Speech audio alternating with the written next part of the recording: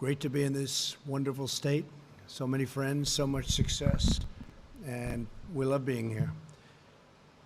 And we're here actually today to discuss the exciting progress that we've achieved under the Operation Warp Speed, our historic initiative to develop, test, manufacture, and deliver a vaccine in record time, and that's what it is, in record time. Likewise, therapeutically, we are very, very advanced. You're hearing about it, and you'll be hearing about it a lot more in the next 2 weeks. We will achieve a victory over the virus by unleashing America's scientific genius, which is what it is.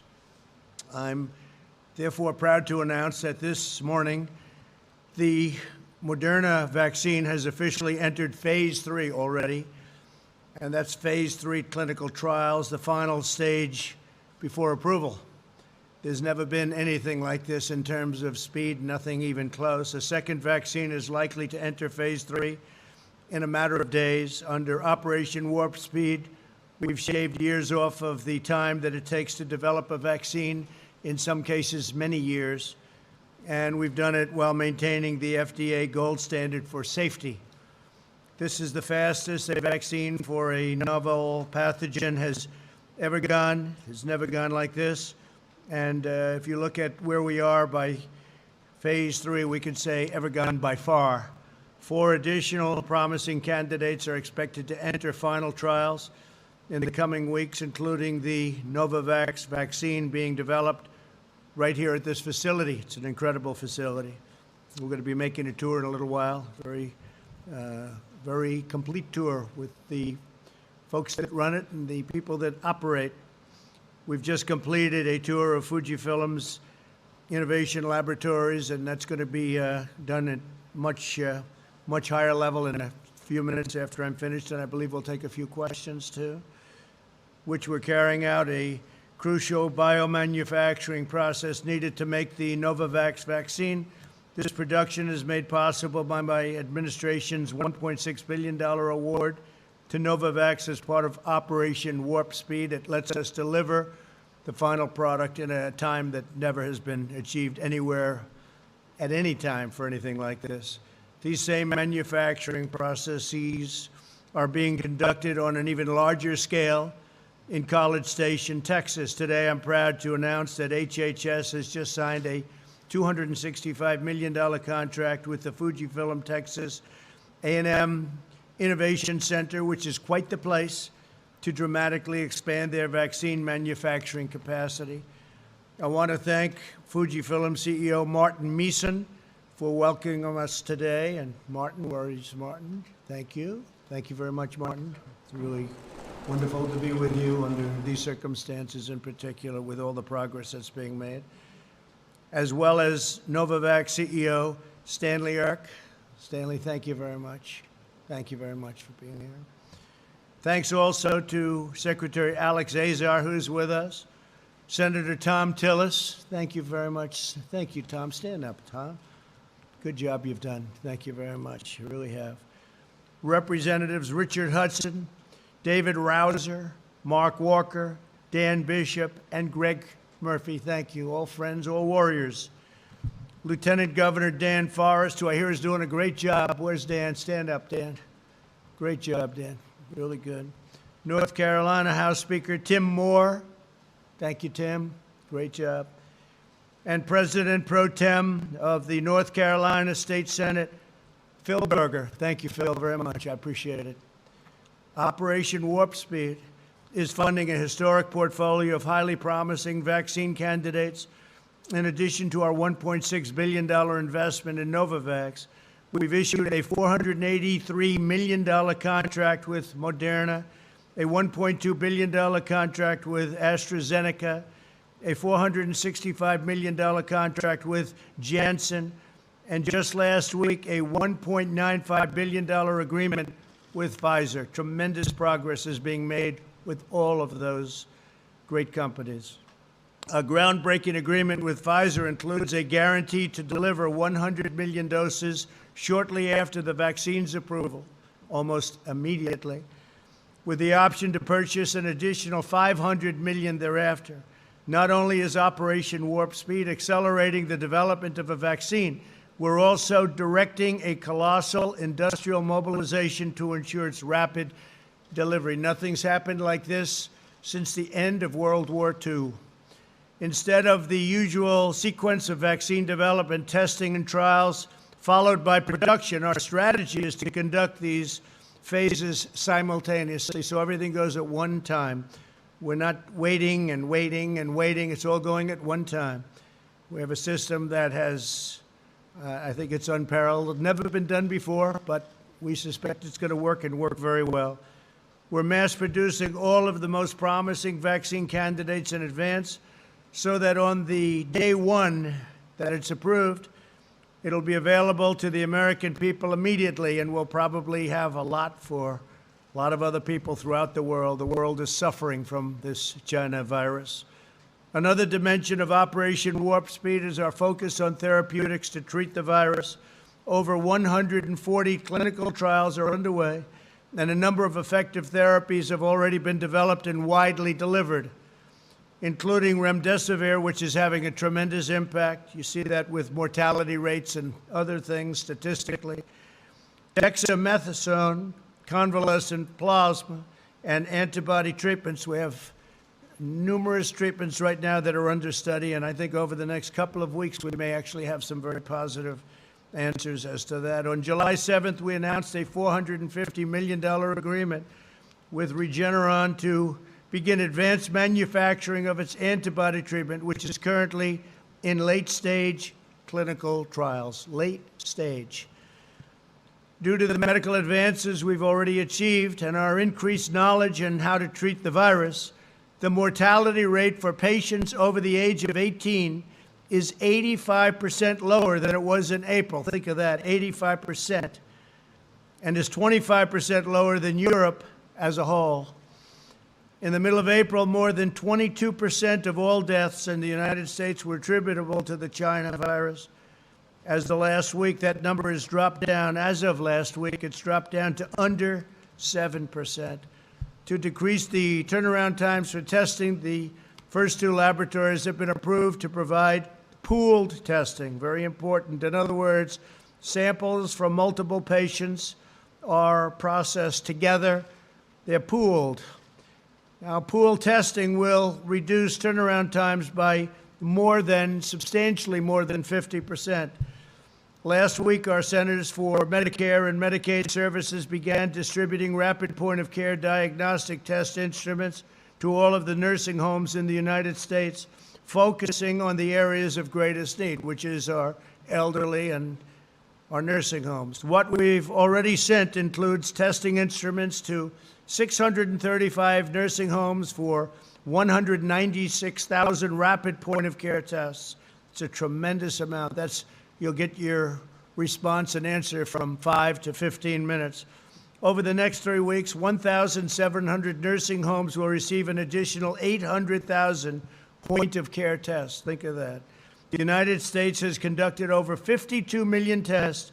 That's more than all of Europe put together times 2. Nobody's even close. And as countries go, as an example, India is up to 11 million tests. We're going to be very shortly at 55 million tests. India has 1.4 billion people. Through our relentless efforts, we've completely rebuilt our stockpile, which the previous administration depleted and did not refill. The cupboards were bare. I say it often. In total, we've now distributed nearly 100 million N95 masks, 35 million surgical masks, 15 million face shields, and much, much more. In addition to that, ventilators, the most difficult thing of all. We are now building thousands a month, and we're distributing. We have all we need in our country, but to other countries that are in desperate need. Other countries are having a tremendously difficult time with the virus. Last week, FEMA sent additional personnel, protective equipment to over 15,000 nursing homes, including 643,000 pairs of protective eyewear, 7 million masks, 34 million pairs of gloves, and 6 million gowns. It's a lot. Over the weekend, cases in Florida, Texas, and Arizona held steady and are now heading down. In Arizona, they're heading very substantially down and rapidly. We've been constant and in constant communication with the states and are surging them resources when requested. They largely had what they needed, but anything they need, we send them immediately. We are totally full. We have everything we need. We get it to the states immediately. We deal with the governors. The relationship with the governors has been very good. These states are not out of the woods, but rigorous compliance with guidelines should allow them to turn the corner and very, very quickly. We are working with every governor and health commissioner across the country to bring a complete individualized analysis to each state, as well as tailored recommendations. States are different.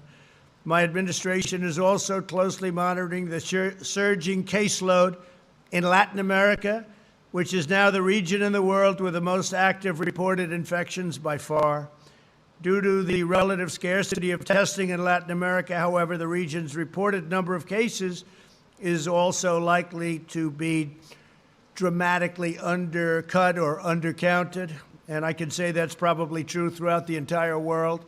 We report our cases. Most of the world doesn't. They either don't do testing, therefore they have very few cases, even though people are sick, or they just don't report. And given the reality of what we just said, we're focusing aggressively on the Texas border and countries that we think have to be watched very, very carefully, because you have some very, very highly infected countries outside of our borders. I've spoken with Governor Abbott, terrific gentleman, and I can report that over 3,300 federal personnel are on the ground in Texas. We've given them a tremendous amount of extra help, including doctors, nurses, frontline people. We've supplied Texas with more than 2.5 million gloves, 800,000 goggles, 337,000 surgical gowns, 1.8 million surgical masks, 1.36 million N95 respirators, and 500,000 KN90 masks. Beginning this week, Texas hospitals will receive 500 cases of remdesivir, which has proven very effective, enough to treat 3,200 patients. In addition to the cross-border spread, this stage of the pandemic is being fueled by younger Americans who generally have little risk of being seriously harmed by the disease, but can spread the disease. We need all Americans to be conscious about their actions and to exercise extreme vigilance. I trust all Americans to do the right thing, but we strongly advise everyone to especially focus on maintaining a social distance, maintaining rigorous hygiene, avoid large gatherings and crowded indoor bars, and wear masks when appropriate. We also strongly urge citizens to take extra precautions to shield those at highest risk, which are, in most cases, in many cases, the elderly, especially the elderly with medical problems such as heart or diabetes. But you want to shield them, and you want to guard them, and you want to protect them from the virus, especially those that are really targeted, almost targeted, you could say, by this horrible, horrible plague, this horrible epidemic, pandemic. America will develop a vaccine very soon, and we will defeat the virus. We will have it delivered in record time. As our visit here demonstrates, and I want to thank all of the people and representatives from the great state of North Carolina. This is a great place. It's a phenomenal place. And we've had so many great meetings and such a great time. I want to drive and the drive and tenacity of your representatives and your politicians has been incredible. When they call, I'm there. When they call, most of them, many of them are sitting here right now, I will always answer their call. So thank you very much. I appreciate you being here with us. And let's get on to a few questions. Tremendous progress has been made, and it's been made rapidly, and it's been made in areas that nothing like that has taken place before. So please, thank you very much. Thank you. Thank you. There's been a lot of despair when it comes to the virus. Is today's event about giving Americans hope a sense of optimism. Is that what you're trying to Well, do? I think so, but, there would be not that same kind of hope if we weren't doing so well. Just before I left the White House in the Oval Office, we had a meeting with our doctors, scientists, some others, and they're making tremendous progress with respect to therapeutics. I can tell you therapeutically, I think over the next couple of weeks, we'll have some really very good things to say. We're just having great answers. So it is about that. And it's also the vaccine that we discussed today at even greater length is just coming along really well. And it's not just one company. It's many companies have had tremendous progress. So that'll be announced over the next very short period. Do you expect the vaccine to be ready for Americans to? Well, I heard very positive things, but by the end of the year, we think we're in very good shape to be doing that. By the end of this year, we're going to be, in terms of the vaccine, I think in terms of therapeutics, even sooner than that. Therapeutics meaning you go and you give somebody, whether it's transfusion or shots or whatever it may be, and they heal, and they heal quickly. So we've had tremendous progress. We already have, if you look at remdesivir, and you look at some of the other things, but we'll have some announcements on that over the next 2 weeks. Yeah, it is hope, but it's only hope because we've gotten such incredible results scientifically. One final question. Yeah. You did talk with Russian President Vladimir Putin, and I wanted to ask if you did bring up the reports of Russia having bounties on our soldiers in Afghanistan. We don't talk about what we discussed, but we had plenty of discussion, and I think it was very productive. Please. Larry Kudlow earlier today said that the V-shaped recovery is showing signs of moderating.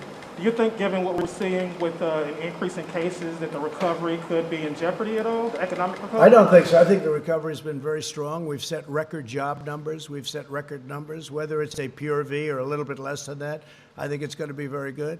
If therapeutically we come up with some answers very quickly, which I think we will, then you're going to have a tremendous recovery. Likewise with the vaccines. If you do that by the end of the year, that's ahead of schedule, substantially ahead of schedule, and it's ahead of anything that's ever taken place in terms of vaccines before. So I think if those things happen, if just one of those events happen, you'll go right back into that V, and I think you're probably in the V anyway. I really do believe a lot of the governors should be opening up states that they're not opening, and we'll see what happens with them. But a lot will have to do with the fact that therapeutically, I think you can have some great answers. Vaccine-wise, likewise. Yeah, please go ahead in the back. Zachary Yates from the Raleigh News and Observer. Now that you've canceled the Jacksonville portion of the RNC, do you think Governor Cooper made the right choice in limiting attendance in Charlotte?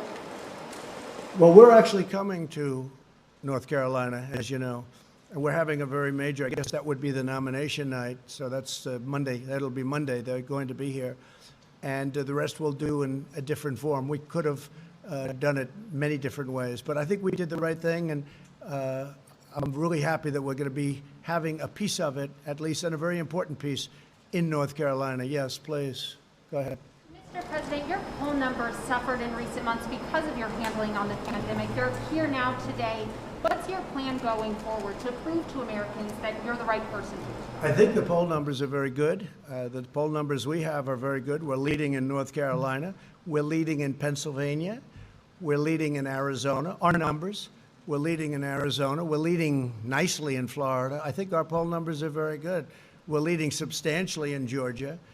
I mean, we get a lot of suppression polls. We get a lot of fake polls, just like we have fake news. I mean, it's a terrible thing when you look at it. But I had the same thing 4 years ago. I was losing everywhere. I had poll numbers where I wasn't going to win any state, and I ended up winning every one of them. You know, the swing states. I wasn't going to win any of them, and I won all of them. And I have the same thing this year. This year they have it even closer. They have it closer, but it's the same suppression-type polls. We have polls that show me leading in almost every swing state, and substantially in other states by even more than I won in 16. When you look at Florida as an example, you have thousands of boats out of the ocean, out on the intercoastal. You look at other states where likewise you have thousands of boats, and they're all waving the Trump sign, Trump-Pence sign, and they're so proud. Thousands and thousands, you've seen it, where you have bikers for Trump with lines that are miles long on highways going along on weekends. I think there's more spirit now than there's ever been for my campaign, and that includes 2016, where obviously there was great enthusiasm, great spirit. We had great spirit.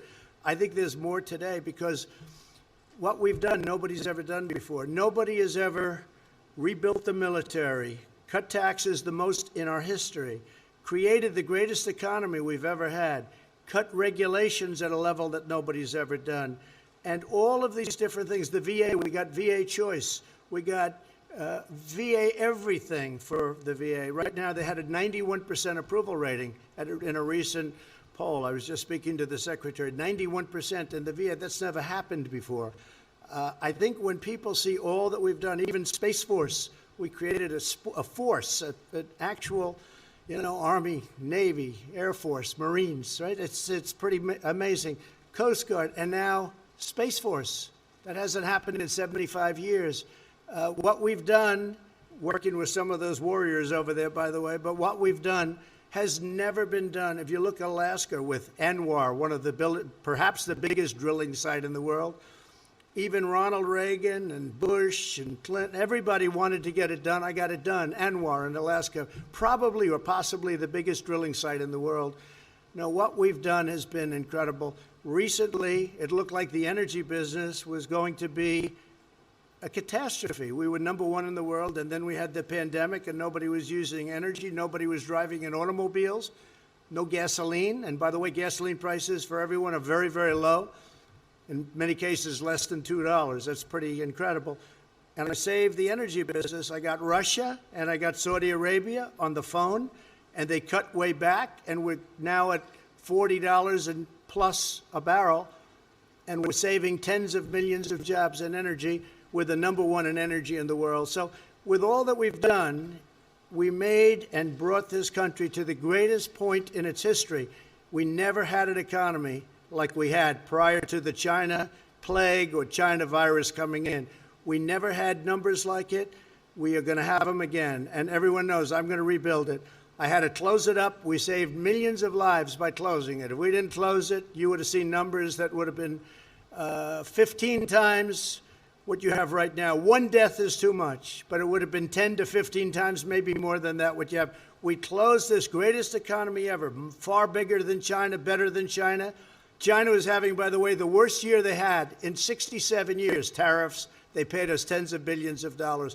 The worst year they've had, think of it, in 67 years. We were having the best year we've ever had. I had to close it, and now we're reopening it. And next year will be stronger. It'll be the strongest year so far. It'll be better even than last year. Okay, thank you very much. I'll be heading back, and I'll see you back at the White House. Thank you very much. We're going to take an additional tour of the facility with your great leaders. Thank you very much to the people of North Carolina. We love being here. Thank you.